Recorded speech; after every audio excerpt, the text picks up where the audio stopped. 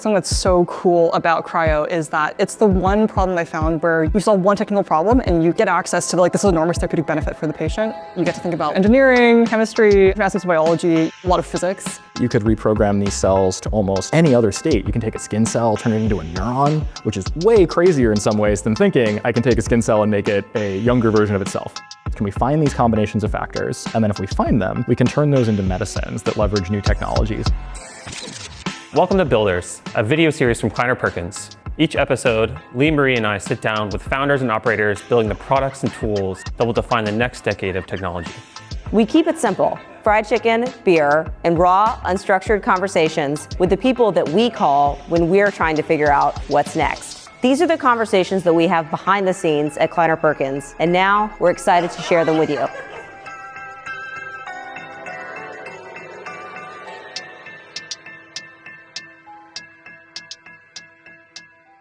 You both run companies that are incredible, like truly, truly incredible, from the science down to the impact. And what we thought we'd do, we'd love to have this conversation around all things longevity. And we know you guys are approaching it from different ways. So maybe to start, just for kind of viewers' context, can you just share more about at a high level, what you guys do at your respective companies? Yeah, so at Until, we are working on making hibernation pods a reality. And the first step to get there is reversible cryopreservation of organs for transplant patients. Wow. And what does that mean for folks, a reversible cryopreservation? So it means you can cryopreserve an organ or a whole organism down to a temperature that's compatible with long-term storage. So hypothetically, thousands of years or more, and then rewarm and sort of bring you back with full function, losing minimal function in the procedure, if that makes sense. Wow. And that allows you, so my understanding is for the organ donors, there's a 24 to 36 hour viability window once the organ's removed to get to the donor. This allows it to effectively be limitless. Yeah, so right now it's super crazy. When someone dies and donates an organ, a surgeon gets on a private jet often and flies across the country to go pick it up in time. We've heard of people where they had the liver on ice, they were in the plane ready to go, and then the plane got iced out, and so they couldn't make it to the patient in time who was waiting for the organ. And so it's a really crazy logistical procedure if you think about it. Surgeons on private jets is sort of just not something you would see anywhere else. And we would love to make that a much easier procedure for surgeons and also transplant patients, so they have more time. That is amazing. And with the long-term goal of effectively doing it for the whole body? Yeah, I think at some point I was just thinking along there, it's what's the problem that's upstream of all the other problems that I could think of? If you could just pause time, when you had a terminal illness, and then turn it back on when the cure was there, that'd be amazing. There's tons of diseases where 1 year there's a 6 to 9 month prognosis, and the next year it's 10 plus years for 50+% survival. So that just felt like the most important problem to work on. It's amazing. Yeah. Hi, Mr. Jacob. Turn to you. We treat time slightly differently. So we're working on developing medicines that reprogram the epigenome. It's a bunch of chemical marks on top of your DNA, tell your cells which genes to use, how to act, how to do their jobs. And we're trying to reset the epigenome back to what it's like when you're young. So ideally restoring youthful function in old cells, keep you healthy longer, treat diseases that are otherwise totally intractable. I think you're starting with liver together, right? Yeah, so we're working on a few different cell types. Our most advanced program is in the liver. So targeting hepatocytes, fancy Greek words for liver cell. But you effectively are restoring youthful function at the organ level to start, and then eventually effectively the whole human body. Yeah, so we're going to go sort of a cell type at a time. We do think you'll probably need different medicines for different cell types, but we think that you can develop these medicines for almost all cell types in the body, in principle. And so our hope is that while we have 3 programs today, to over time have a total portfolio. So regardless of which one of the systems in your body is unfortunately failing, you'll have the opportunity to take a medicine and restore more healthy years. So we got 2 kind of complementary strategies, right? Pause, reset, to extend lifespan. I'm curious, was there an aha moment that kind of led you to picking your direction or your scientific direction? Or is it just years of okay, so starting to work a little bit better, I've got to go do this? Absolutely not. No, it was the opposite. So I ran a venture fund longevity for a decade plus, still going under age 1. And that's very important for the medicines to be available for someone who has a pause. But I think for me it's every single thing that we fund has to go through a 10 plus year, approval process, a very long clinical trial process. So you get maybe 3 iterations of something in your life, sort of effective lifetime, which is way too low to guarantee a cure. So there's enough therapeutic progress that we'll have a lot of cool stuff coming on our lifetime. But I felt frustrated that there was just no way entrepreneurially lock in. We know that everyone who needs to make a therapy will make it. And I think something that's so cool about cryo is that it's the one problem I found where you solve one technical problem and you can kind of get access to this enormous therapeutic benefit for the patient. So that's one. And the other thing is just it's so fun. Like you get to think about like engineering, chemistry, lots of different aspects of biology. You get to do a lot of physics. Talk to surgeons on private jets. So great. So that felt pretty cool. Similarly, it probably was just one moment in time really for me. So I'd worked on the biology of aging really my whole career. I'm kind of a one-trick pony. I got interested in the biology of aging when I was a teenager, so I've really never done anything else. And the history of the field is that there are a whole bunch of interventions that people try. You all have probably heard of dietary interventions. What if I only eat 1 meal a day? What if I eat 30% less? And these things do have some evidence, but the effect sizes are actually just kind of darn small. It's hard to get excited about it. You run it in one mouse strain and like they live 10% longer. You run them in another mouse strain and it's like 2%. And you start to ask yourself, like, are these effect sizes large enough to be really the focus of my career? And by contrast, epigenetic reprogramming was the only thing I'd ever worked on where the effect sizes are so large, they just jump out and scream at you with their potential. So in the limit case, you can take an aged cell from an organism on death's door, turn it back into a young stem cell. That stem cell can then give rise to a whole young animal with a normal lifespan. And you can do that on a loop. You can repeat that 13 times, which suggests that while there are many things changing with aging, just resetting the epigenome is enough to actually restore function in a way that's pretty profound.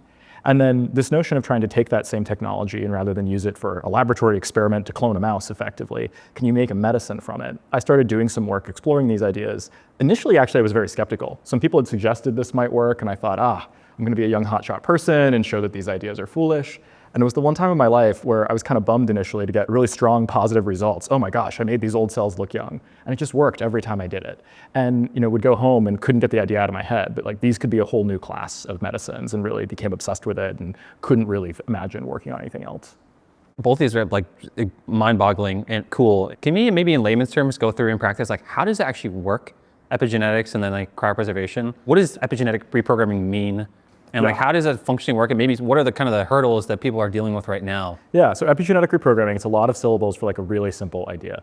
So everyone learns all the cells in your body have the same genome, which is both obvious, but kind of a profound fact when you think about the fact that your eyes, your tongue, your kidney, they all have the same code, and yet they're doing very different things. And so just like in software, there's a notion of control flow. You don't run every line of code every single time you pass through the code base. Rather, there are these little marks. So chemical changes on top of DNA, some of the proteins that DNA is wrapped around, like a string on a spool. And they basically tell each cell which genes to use and when. So your eye only uses eyeball genes, your liver only uses liver genes. Unfortunately, as you age, those marks can become degraded. And so what we're trying to do is actually reprogram them. And the way we do that is by using the same genes that are already in your genome that set up the marks in the first place. So the way that these cells get those marks that make an eyeball versus a liver is there are these special genes called transcription factors. I like to think of them kind of like orchestra conductors, meaning they're lazy, they don't do much themselves, they just kind of point at other genes and tell them when to turn on, when to turn off. And so we're trying to find combinations of these conductor genes that you can turn on very briefly in an old cell and reset that epigenome back to the same way it was when it was younger. And again, that's how it got there in the first place. So it's plausible to believe that this could work. And we know that you could reprogram these cells to almost any other state. You can take a skin cell, turn it into a neuron, which is way crazier in some ways than thinking I can take a skin cell and make it a younger version of itself. Way closer in theoretical space here. So that's the practice that we're going for, is can we find these combinations of factors, and then if we find them, we can turn those into medicines that leverage new technologies like nucleic acid delivery. So we could actually just print those genes out as RNAs, deliver them to a cell, and they get turned on, and they move to the nucleus and turn genes on and off the same way they would if they'd been expressed naturally in the genome. Do you think it's clear that replication is not required for rejuvenation in a reprogramming context? Yeah, so or like full rejuvenation? Yeah, so there are many circumstances where it's been demonstrated now, even in cells that aren't dividing, that you're able to actually restore a more youthful state and a more youthful function. So, but I'm sort of like complete, like 200%, or we can talk about it after. Do you mean can I clone an animal absent replicating? Like, could I take the same nucleus and like in situ just reprogram it and never allow it to divide? There's no question that everything is like there's no kind of yeah. There's potentially still some ambiguity. It's very difficult. What Laura's asking basically is when you reprogram a cell and you run that experiment where you clone the mouse, the cell divides. It makes copies of itself, and it's difficult to extricate the reprogramming of the epigenome from the fact that it also divides along the way. If I'm following where you're coming from correctly, could you show that without allowing the cell to divide, that you could still reset everything in the same place?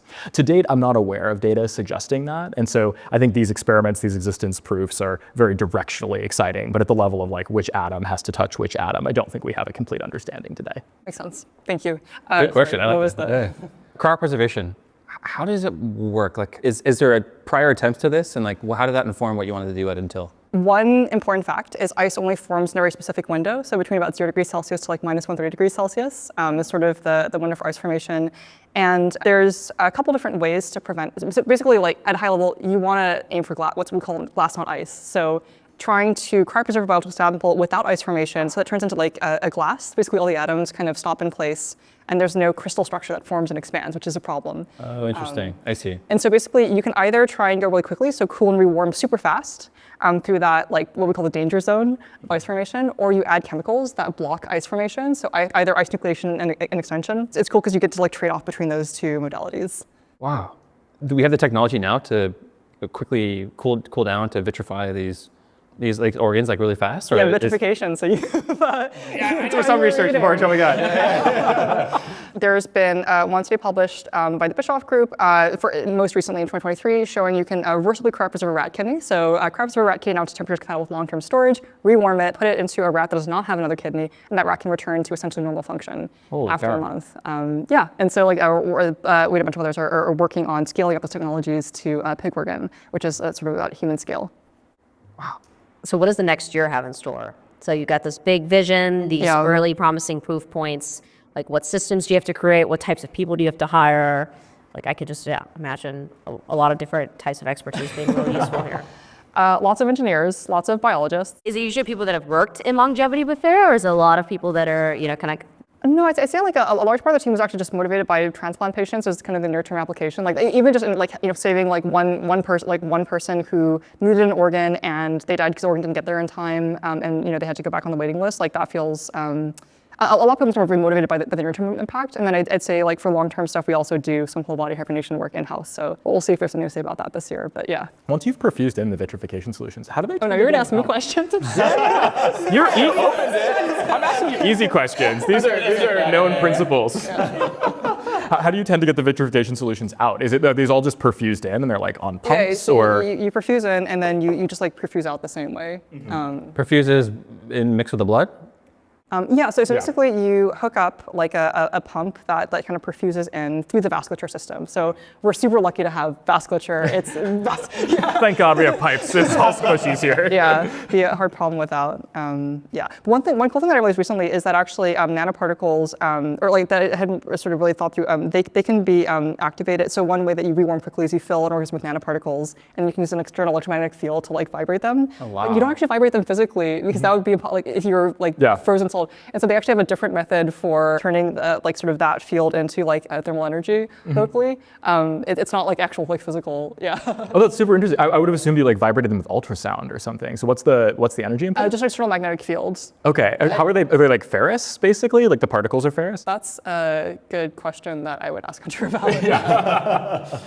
NewLimit, what's top of mind? The hiring, the team composition. So we at the end of 2025, we got to the place where we have our first set of molecules that we're thinking might actually be a medicine we want to put in humans. So the term of art in pharma is like very uninspiring, but it's called a preclinical candidate, which is, hey, we think this is actually going to work. We're going to put meaningful resources behind it to move it into human trials. So this year we're doing things like scaling up manufacturing in a way that's clean and safe so we can move to humans. We're going to be placing that molecule into monkeys. So there's sort of an asset story of moving our first medicine toward the clinic, and hopefully not too long after that, we're able to actually use this medicine to help humans, initially with liver diseases, and hopefully one day all of us who have livers that age regardless of whether or not we formally get diagnosed. And then we're also expanding out the therapeutic portfolio. So we started working in hepatocytes, but we have multiple other cell types we work on as well. So we're trying to restore function in T cells of the immune system. You may know folks in your life who get inflammatory diseases as they age. So you get diseases like rheumatoid arthritis, or certain types of even dry eye are actually caused by T cells being really inflammatory.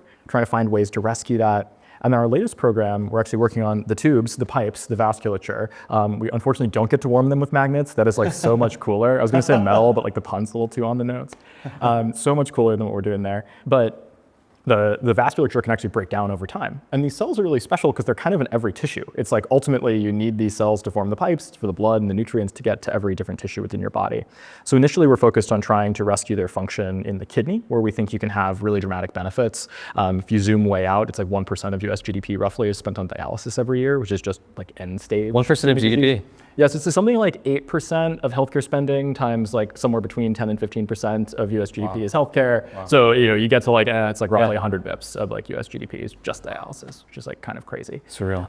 And so even just that application is hugely beneficial. But our hope is, because these cells are in many other tissues too, that we can deliver molecules that actually rescue their function and preserve things like cognitive function later in life. So hoping to get some of our first molecules out that are at the same stage our liver molecules are by end of year this year.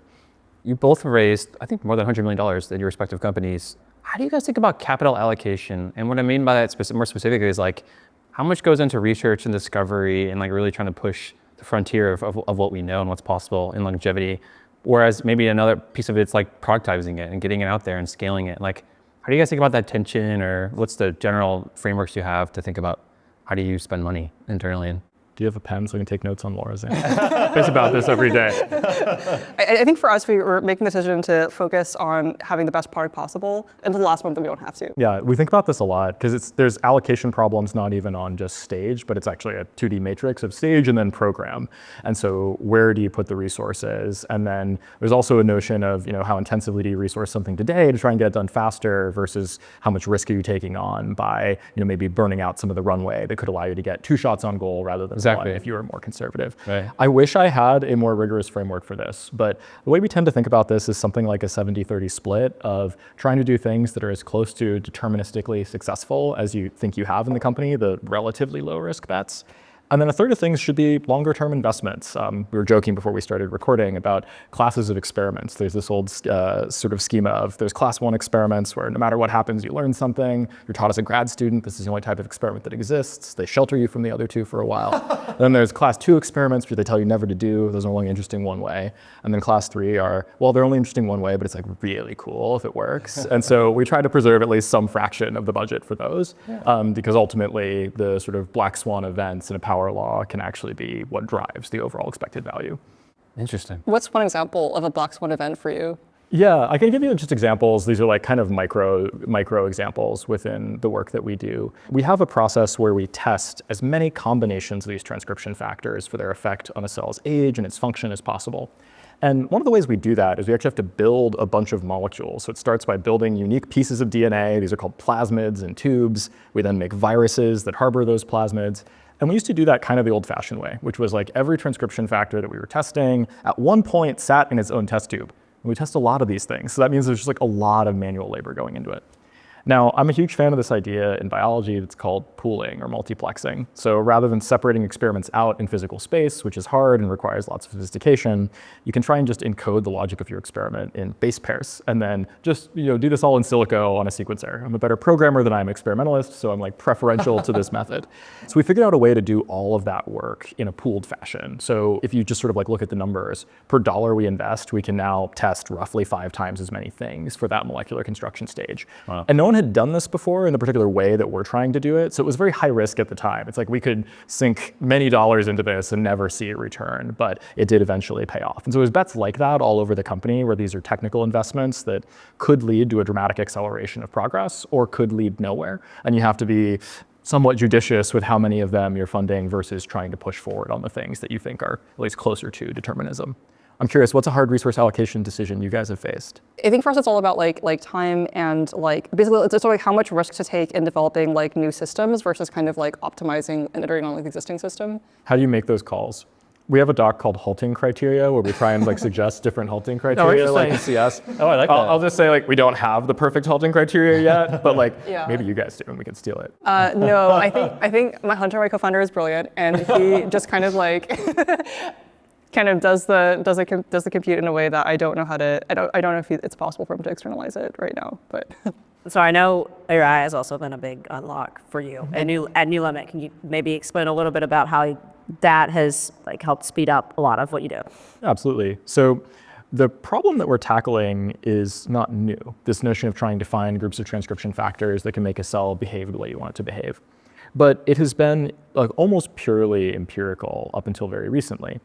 The number of combinations of these factors that you might put together is astronomical. Even just going up to 5, it's something like 10 to the 16 possible combinations, which is 10,000 Milky Ways worth of stars. If you're like me, 10 to the 16 just kind of like looks like a number on a page. So it's just way too many things to test. And we know that the combinations are actually what matter. That's how your biology actually encodes differences. So there's a repertoire of TFs that define neurons in your eye and then cells in your pancreas, and there's like 4 TFs and they differ by 1.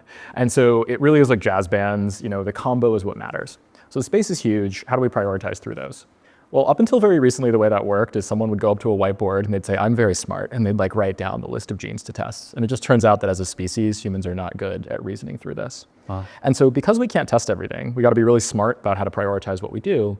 And it turns out that modern AI systems are actually much better at this sort of reasoning than humans are. So we've built models that can take in foundational representations of both nature's languages, like protein sequences and DNA sequences, and then also embeddings derived from natural language models that sort of capture all of the knowledge humans have learned about a given transcription factor. So even when we start building our system, we've got these embeddings that represent like all of humanity's accumulated knowledge about TFs. You don't start from nothing, you start from a lot. And then we run some number of these experiments. We test some tens of thousands of these factor combinations, and we ask, can we predict from everything we know about TFs what they're going to do? And the answer is that it's not perfect, but it explains about half of the variation in the experiments in silico before you ever go in the lab. That is way, way better than I can do with like an expo marker and a whiteboard. And so even just that is enough that it dramatically accelerates our rate of discovery. So you can run these experimental campaigns. These are often called active learning campaigns. The biologists call them lab in the loop campaigns, where you run an experiment, you train a model, you predict what to do in the next experiment, and then you run that. And you measure basically like how many discoveries did I make? In our case, how many TF sets did we find? Make an old cell look young or act young. And we're about twice as fast using models than we are when I try and do my best to prioritize it. And so we really don't think finding some of the payloads that we've discovered to date would have been feasible on the same resource and time budgets, even just 3 or 4 years ago. Wow. Interesting. Do you have a similar impact at Intel? Are you guys using AI in some capacity to speed things up? I think we were understanding at one point. So I think at one point we were kind of like, sort of asking friends. They're like, at some point it's like 5 to 10x speed up, but we're not sure at what point. And so we thought kind of like, it'll just be like flat for a while and then like a sudden burst. But I think I asked Hunter McAfunder about this like 3 to 4 months ago or something, and he was like, we're 2x at least, just from using like models to do faster kind of iteration through like hypothesis space. Like that's not like even counting like the specialized internal stuff. I think that we'd use, and I think now we might actually be more of a multiple than that. So yeah, like it's definitely showing up. Or I think like any company where it's not showing up, I'm a little bit sus about now. Like, yeah. Skill issue, as the kids would say. Yeah. This will be a theme in a lot of biology, I think. Like a lot of biology is predicated on this like epistemic apparatus of molecular biology, where we just assume like one gene does a really complicated thing. And I think that like took us really far. It like taught us how DNA was replicated, taught us how RNA gets made, how proteins are made from RNA. So we learned like the whole central dogma, but ultimately biology is like combinations of stuff interacting, or combinations of chemistry and physics and cells interacting. And those hypothesis spaces are just too big for humans. And so I do think this is like going to be a really common story you see across the natural sciences. I'm curious, is a lot of this ML infrastructure internal, or are you using any other startups or things that you can talk about?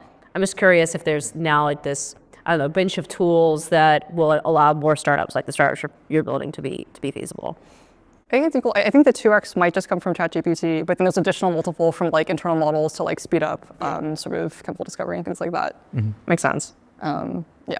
Yeah, for us as well, there are models that have been built by others that are sort of foundation models built on top of biological languages like protein sequence. And then we also just use embeddings derived from the frontier LLMs, where you use them to summarize knowledge from the literature, knowledge from public databases. And those embeddings are remarkably performant. The best models we get combine both things. So you're using sort of what we know about biology and what we know from human experimentation summarized using an LLM. But even just LLMs alone are remarkably good baselines, like far better than some of the frontier approaches people would have tried just 10 years ago. Is like literally ask ChatGPT what it thinks about this gene. Wow. Do you guys have an opinion on like the future of biology? Like, do you think the digital cell, as people will talk about, is where we can simulate the human body and all of its complexity in the computer? Like, is that a future possibility, or do you think it's still far away from that? Here's what you think. I do think that notions of what people call a virtual cell is sort of the new term of art will become really important tools in therapeutics and in healthcare. Probably the biggest problem in developing medicines today is like we just don't know what handles in biology to manipulate. People talk about this in pharmaceuticals as targets, like what gene am I going after? Almost every drug that is on the market today, it goes after one gene and either turns it all the way on or all the way off. And obviously your body is made up of 20,000 plus genes and things are much more complicated. Diseases are way more complicated than just one gene going up or one gene going down most of the time. And so I think if we want medicines to ever be as complex as the diseases are, to involve orchestrating complex biological programs, you will need some way of just narrowing down those combinations. And I think that's where this virtual cell concept comes in. I think the earliest versions are things kind of like what we're doing. Can I predict what will happen when I manipulate a few genes in a cell today? And then maybe a decade from now, you start to layer in additional abstractions of cell biology. So I can go from what will happen to this one cell to what will happen to this tissue. And I think over time, I don't think these models will replace doing experiments, but I do think they will become an essential way of prioritizing what we go do in the laboratory. Because there are some processes in the lab that just no matter what we do, they don't scale. There are only so many mice. There are only so many square feet. The number of ideas is so much larger than the number of mice you can grow that absent some in silico approach, you kind of have to admit defeat on this sort of question. Really interesting. In what year do you think it'll be possible completely in silico to predict the toxicity of like a given small molecule? Ooh, good question. That depends on the events that occur in between. I think about this more from what number of human data points of small molecules would be necessary in order to train a model that predicts the toxicity in a human being. Like patient clinical outcomes? Yeah, or like phase 1 outcomes. So today, as a human species, we test somewhere between 2,000 and 3,000 new drugs a year in humans. It's like really small, actually. Like if you go talk to your favorite AI scientist, you're like, I have 2,000 data points a year for you, sir. They'll say like, that's not a tractable problem. And so it's actually weirdly hard also to find that number, by the way. Like, so I'm like guessing at it, but like there's not. Like, I was going to ask, like, how easier is it to actually find all this data that you're referring to? It's hard. So like the US FDA gets about 1,500 new drug applications. So like that's one solid number, but then like how many things happen ex-US? How many of those overlap? There's not just like a canonical source of like how many drugs are tested in humans, as far as I can tell. It's a very simple question, like how many new medicines do we test a year? But it's either way, it's pretty small. It's in that order of magnitude. And so are there methods one could use to try and get dramatically more data on what a small molecule does and what its toxicity profile might be in a human or at least in a primate than we do today, such that one could build models? At our current pace, I would guess decades. Just the amount of data we've collected relative to the size of chemical space is far too large, unless we radically accelerate how many data points we collect. Do you guys know what's the average human lifespan today? Is it 85, 86? Do I have that right? It's about 78 for women in the US, 76 for men. Yeah. Okay, perfect. Can I give you a year, then you tell me what you think the average like lifespan will be for humans? As long as Laura goes first. Like in a year? Yeah, like in a year. So as an example, like maybe 2030. It's 78, 79 today. Oh, like, I see. how do you think that will progress in the next 5 years? I think I'm non-expert in anything that's not a therapeutic, or that's like a therapeutic that's gone through a clinical trial, and I don't know if that like. Anything that will make a material gain there? Yeah, there's an interesting debate recently, or that has to be about like whether GLP are longevity drugs or not, and. Ooh, what do you think? I think the strong argument was that they just are enable caloric restriction. In humans, but we don't know that actually increases lifespan. But like that'd be like if we saw an increase in lifespan from a therapeutic, like something like that would be the most widespread therapeutic that I think like people are like or could plausibly like I don't know. I'm really curious what you think about. I sometimes get wrapped up in sort of like the Wittgensteinian nature of like what is a lifespan extending therapeutic or like what is a longevity medicine or not. And I've maybe come to the point of view that if there's a medicine that most people can take that will give them more years of being healthy, that to me, that is a longevity medicine. And so to me, there are a few examples of these. One would be statins, which are older medicines. They're really cheap now because they're all generic, but prescribed to prevent many types of cardiovascular disease. And I would personally put the incretin mimetics, so these are GLP-1s, GIP-1s, things like tirzepatide, Wegovy, Ozempic, that folks have doubtless heard of, in that same bucket. If you look at the best health economics research, the numbers on these are that statins for the average American are expected to add about a year of healthy life, and GLP-1s, there's less data, but somewhere between 1 and 3. And so I personally would say like, okay, we've got a couple medicines. These aren't decades of additional health, but are these really the only medicines we could imagine making that give us a year? I would argue strong form no. And so if you stack up a number of those over decades, I do think you can see some lifespan improvements. I would guess that in 2030, we probably are at like plus 3 years versus today for both men and women. So 79 for men, 81 for women maybe. You'd get that baking in basically the GLP-1s plus one other medicine of similar impact. And so I'll say my highly optimistic take is that there's another GLP-1 like medicine over that time frame. Got it. Is that your take, or is that your optimistic take? I think there will be in the next 10 years or so. I think the You amount said of the next 5 years. Oh, you said 2030. Oh my gosh.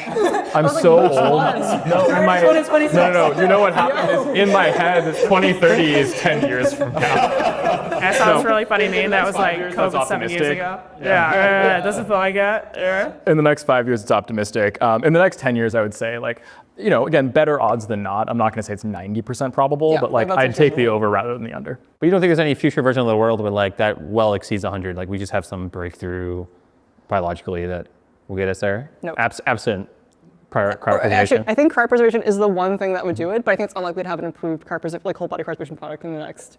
No, not in the next 5 years. Not in the next 5 years. Yeah. I think in the long run, many people in aggregate have lived to roughly 110. This is not like a freak event that only has happened one time. Even many more people live to be 100. And so I do think, every day, walking around right now, there are people who demonstrate you can live relatively healthy lives out to that age. And so I think about, in some ways, our near-term mission over the next few decades is how do we provide the sort of health that those people enjoy to everyone? And that's, both a nearer-term milestone than maybe the broadest longevity proponents would put forward of everyone living forever, but it represents decades of additional healthy life, like decades to pursue your craft, to build the relationships that matter to you. And so I do think over the next several decades, like a trajectory like that is possible. These people demonstrate that there's no fundamental reason in our biology or in physics that we can't live on median to about 100. In drug discovery, we see the opposite of Moore's law. It's become more costly to create drugs. Do you have any predictions over the next, let's call it 10 years, in terms of, do you think we will start to see the cost of drugs go down, or the quantity of drugs that get approved to increase? Like, do you think we'll start to see that in any measurable way? Yeah, or almost certain. Well, to the degree that AI makes early parts of the drug development pipeline more efficient, Right. almost certainly. I think the thing I don't understand is what it could do to clinical, I think clinical trials are so interesting in that they're so expensive, it takes so long, but then if you look at like the individual actions that go into like running a clinical trial, it's actually like, that's actually so many different times of just being like, it should be 10x less, but it's like this number should be 10x less.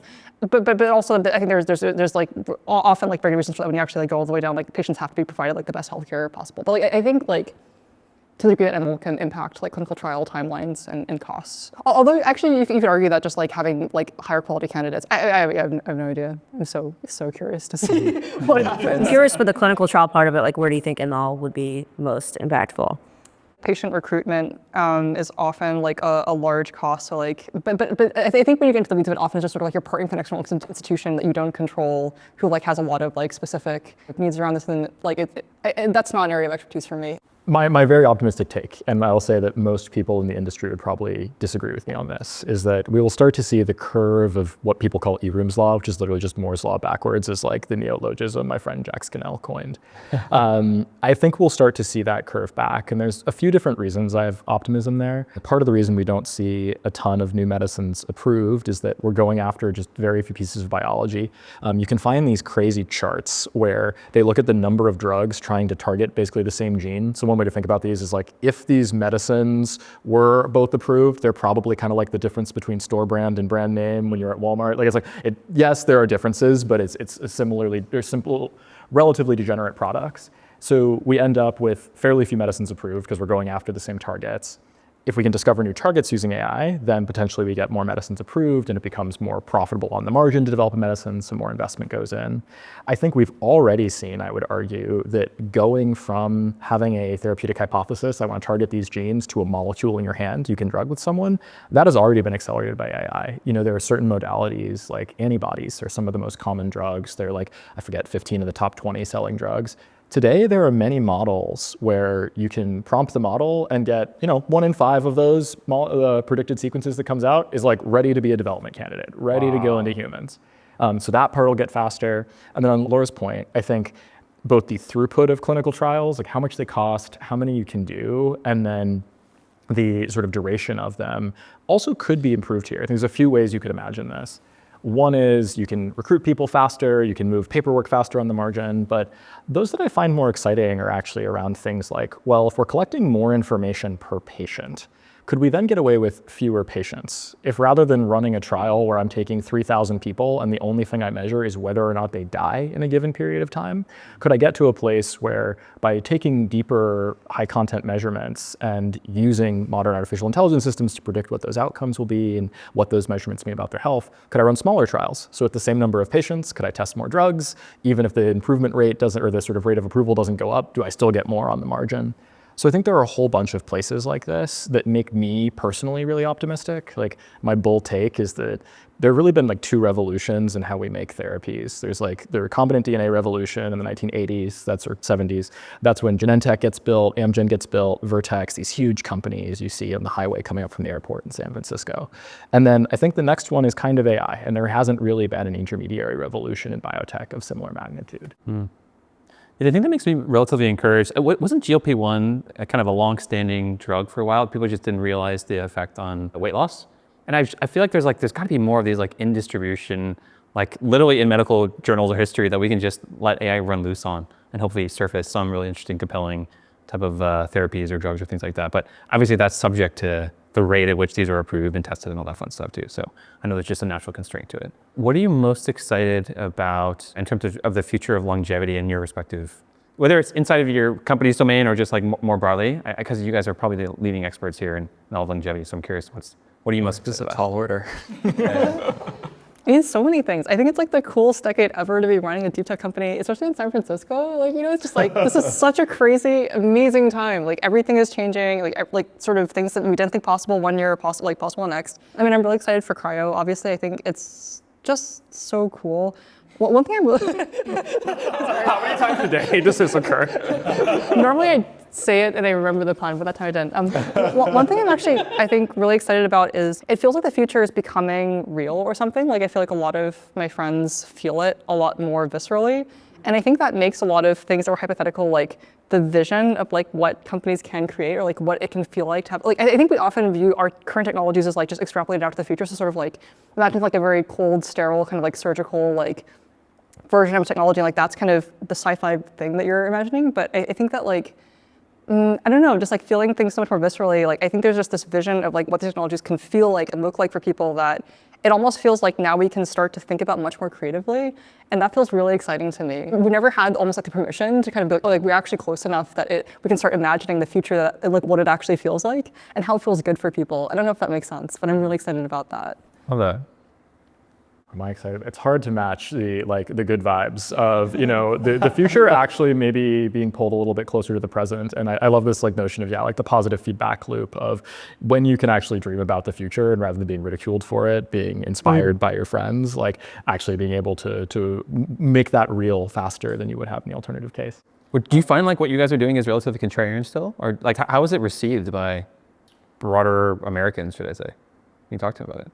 We don't get to have a shot at whole body unless we can help patients today and the technology works clinically. You know? But I'd say like the thing that feels visceral is just that Jacob's like right down the road from us, right? Sort of just like there's a very small cluster of companies in San Francisco or the Bay Area that just feel like, I don't know, like they're like I look across the street and I see my friends and I'm like, holy shit, you're building that? Like that's so cool, And it's really interesting that it's SF, If you had asked somebody 20 years ago, oh, it's like probably Boston, where, you've got all of the new upcoming startups. I've just always wondered what kind of explains that shift. I think Boston is but there's a very specific kind of startup that the Bay Area is uniquely, I think, empirically good at, incubating. And it's kind of hard to describe what it is, but I think we all kind of have a sense. I don't know if you would feel the same way. But. Yeah. Well, I definitely say the Bay Area is better at incubating many types of companies. I personally just think that base pairs and atoms are going to move out west the same way that bits did, back in the 90s is my own personal belief. I'm a Bay Area booster. But I think you're totally right that there are certain types of companies with a very high expected value where it's a little bit more weight on the impact and the success case. And maybe, yes, taking on a bit more risk. There's a chance that it won't work, but if it does, it changes everything.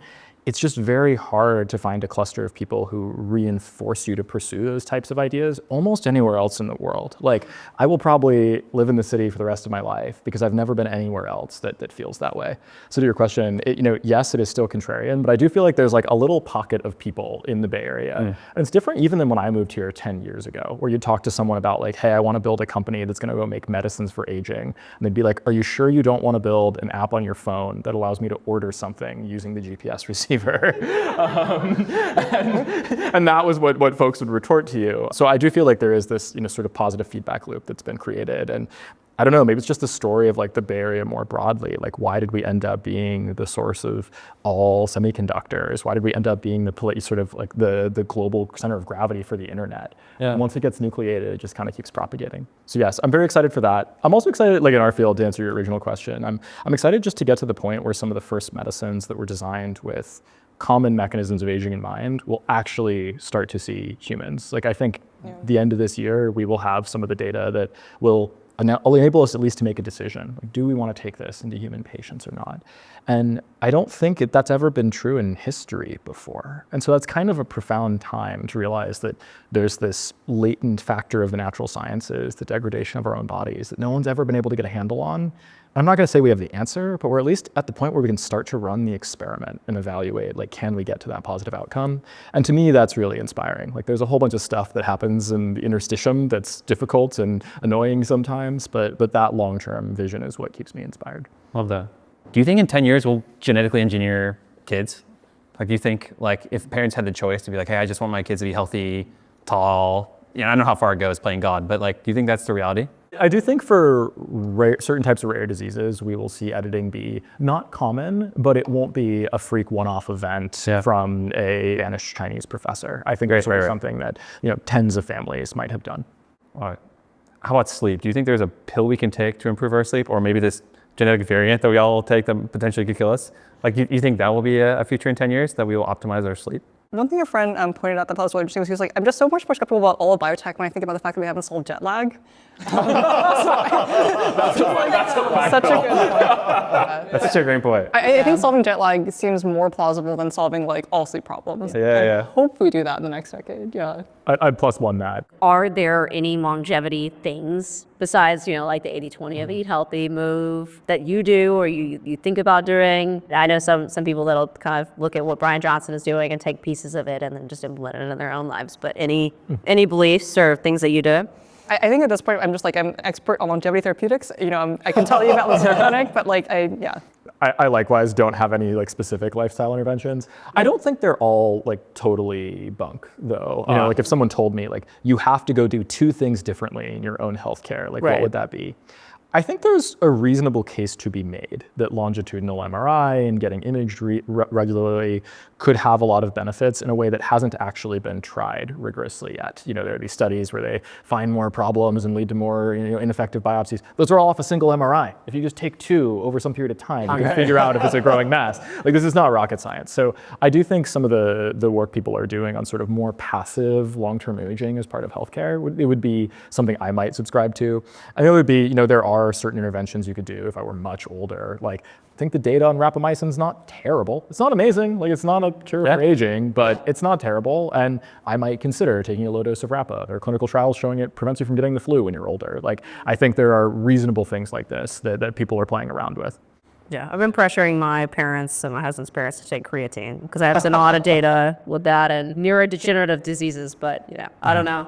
I don't know if that's something that's proven yet, but no. We'll see. Do those 15 milligrams in every day? I don't take it from me. I always wanted a pill to just feel like strong and fit. You know what I mean? Like almost like GLP-1, but without the muscular effects. You don't want to be buff. You just want to feel That's buff. a good point, actually, though. I don't want to be like... I personally would like to be shredded if I'm going down this road. Like bodybuilding? No, I can't do that. Yeah. Maybe one day. You guys are awesome. Thank you so much for doing this. Yeah, thank you. This is great. Yeah. Congrats on all the progress of your companies, too. I can't wait to see you guys change the world.